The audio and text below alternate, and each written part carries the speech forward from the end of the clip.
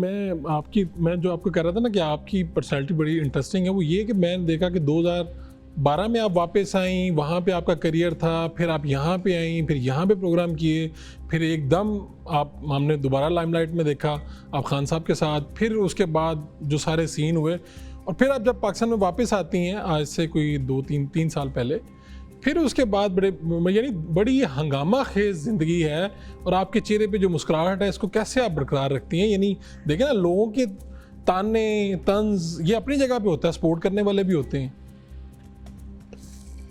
मेरा ख्याल है कि ये बहुत ज़रूरी है और सियासत के लिए बड़ी ज़रूरी है, इसलिए क्योंकि मैं उनका नाम तो नहीं लूँगी, लेकिन मुझे एक्चुअली दिल किया कि मैं उसको फ़ोन करके थोड़ा सा उसे कहूँ, बकअप करूँ कि नहीं बाबा, ज़िंदगी बड़ी खूबसूरत है। तो देखिए, मेरी ज़िंदगी में एक्चुअली जो अच्छी स्टोरीज़ है ना, वो आप लोग हाईलाइट नहीं करते।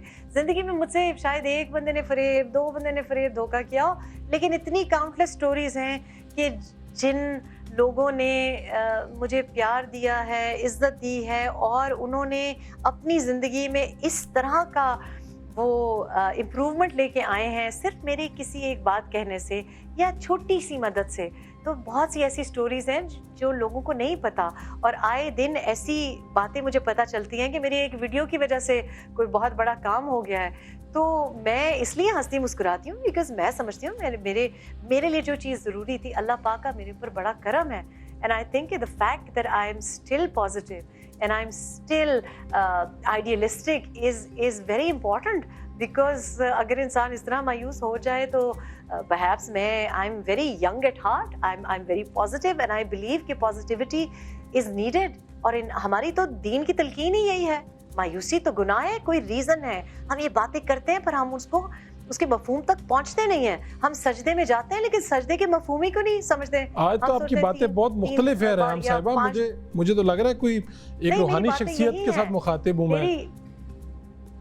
अब देखिए, आप ऐसे लेबल्स भी अब डर लगता है। देखिए, अब रिलीजियस कोई बात करते हुए भी मुझे डर लगता है। मैं कहती हूँ कोई ये ना कहे कि रिलीजन कार्ड इस्तेमाल कर रहे हैं आपने, अब रूहानी है। इन लेबल्स को ना पाकिस्तान में बड़ा ख़तरनाक कर दिया गया है। But I think meaning of life is, देखिए सियासत में मैं क्यों एंगेज किया है, क्योंकि मेरी फैमिली और मुझ जैसे लोग जो कि प्रोफेशनल फैमिली बैकग्राउंड से होते हैं, उनसे मेरा यही गिला रहता है कि भाई तुम घर में बैठे हुए, काउच से बैठे हुए कह रहे हो कि इसने गोल मिस कर दिया, खुद एंगेज करो। पर हम जैसे लोगों को, हम जैसी फैमिलीज़ को अपने ये जो मड स्लिंगिंग है जिसकी आपने जिक्र किया, उससे डर लगता है। और अगर हम डरेंगे और खुद पॉलिटिकली एंगेज नहीं होंगे तो फिर पार्लियामेंट में तो यही कचरा आके बैठेगा। तो हु इज़ टू ब्लेम?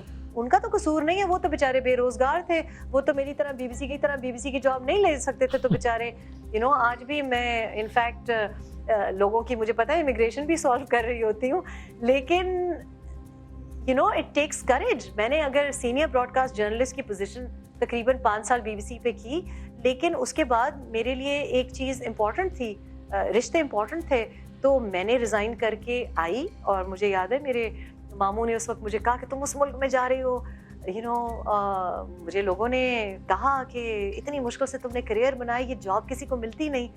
लेकिन I wanted to be more, because एक ज़िंदगी ये है कि आप बस एयर कंडीशनर लगा हुआ है, रज़ाई में आप लेटे हुए हैं, होम डिलीवरी आ रही है और आप सांस ले रहे हैं। पर ज़िंदगी, इसका मफहूम मेरे लिए मुख्तलिफ है। मैं सांस लेने के लिए ज़िंदा नहीं हूँ, मैं जीने के लिए ज़िंदा हूँ। जितनी है वो तो खुल के जीना चाहिए, आपको भी जीना चाहिए। डरो मत, whatever you want to be। अगर कुछ बनना चाहते हो, do it today, क्या पता कल हो ना हो। मैं तो जी रहा हूँ जी, मुझे मज़ा आ रहा है अपनी ज़िंदगी जीने में। मुझे ये बताइएगा, मज़ा आ रहा है ना? जी आ रहा है।